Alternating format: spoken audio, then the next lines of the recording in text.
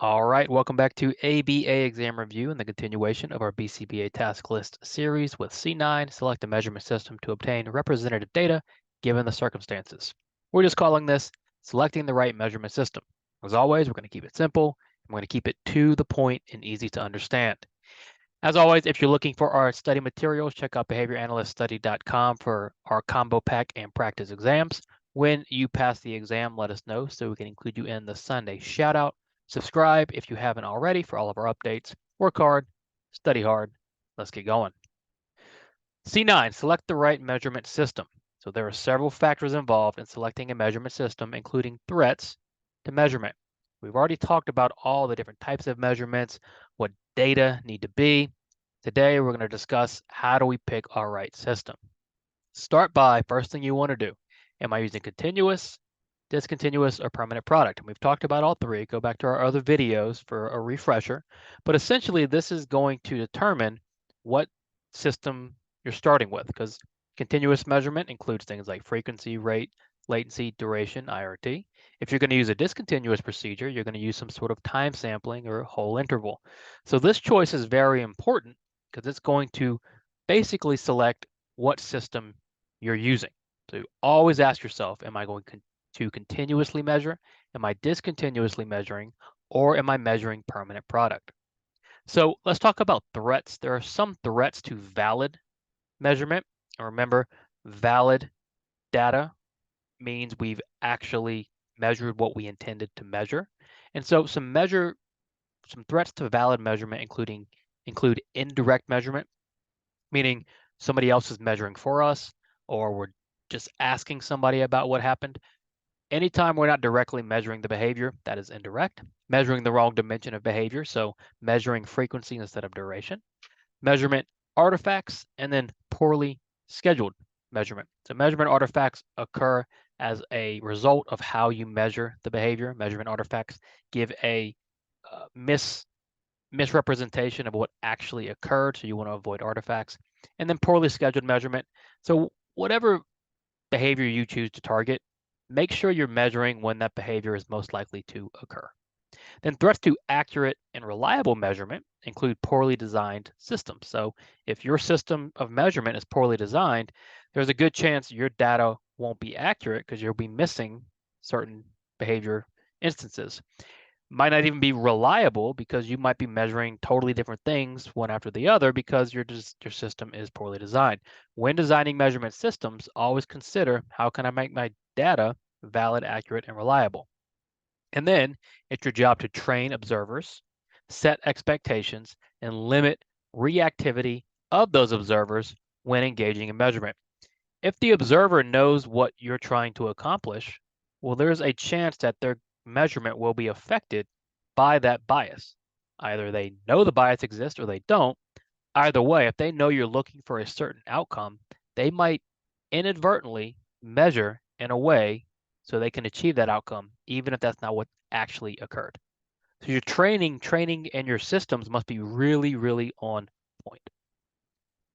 So continuing, more threats to valid measurement. So indirect measurement, like we said, when you or the lead practitioner are not actually observing the behavior of interest. This is secondhand information.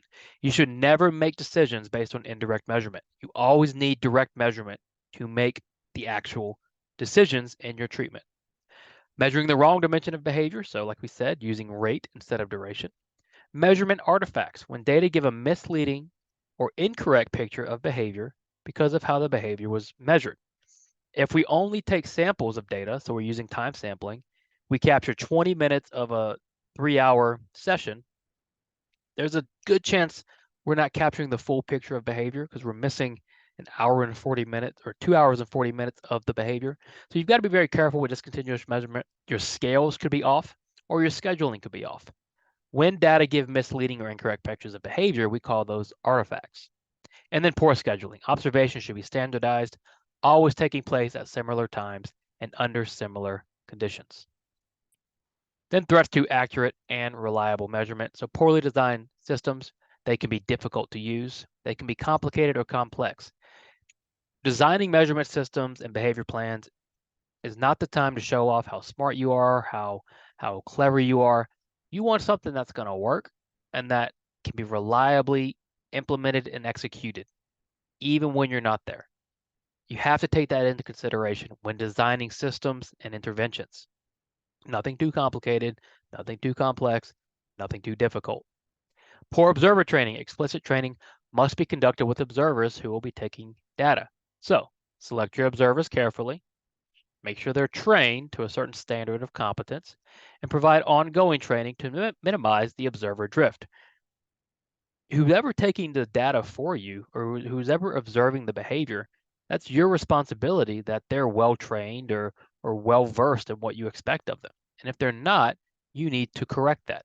So be smart about who you're picking to take your data, provide that ongoing support. That way you get the best data possible. And then influences on observers' expectations. So knowing what you're looking for in data collection could affect how that data is collected by others. And reactivity. So reacting to you being present, reacting to other people being present. All these threats you've got to take into account when choosing your measurement system. So we start, right, by asking ourselves, is it discontinuous, continuous, or permanent product? And then I go through my threats, right? Are they trained? Is my measurement system effective? Is my schedule correct? Am I limiting artifacts? When you ask yourself those questions, you're going to be on the right path to a really, really good measurement system. Excellent. So not a complicated one today, right? We're always trying to keep this simple and straightforward. C9 is really just an extension of C8. C8 is the big one. We're talking about accurate, valid, and reliable data and what that data are. With C9, we're taking it one step further and now actually picking our system to make sure we get data that are accurate, valid, and reliable. So keep all of those in mind. As always, check out behavioranalyststudy.com for all of our study materials, including our practice exams and combo pack. Subscribe if you haven't already. Please let us know when you pass so we can include you in the Sunday shout out. Work hard, study hard. See you soon.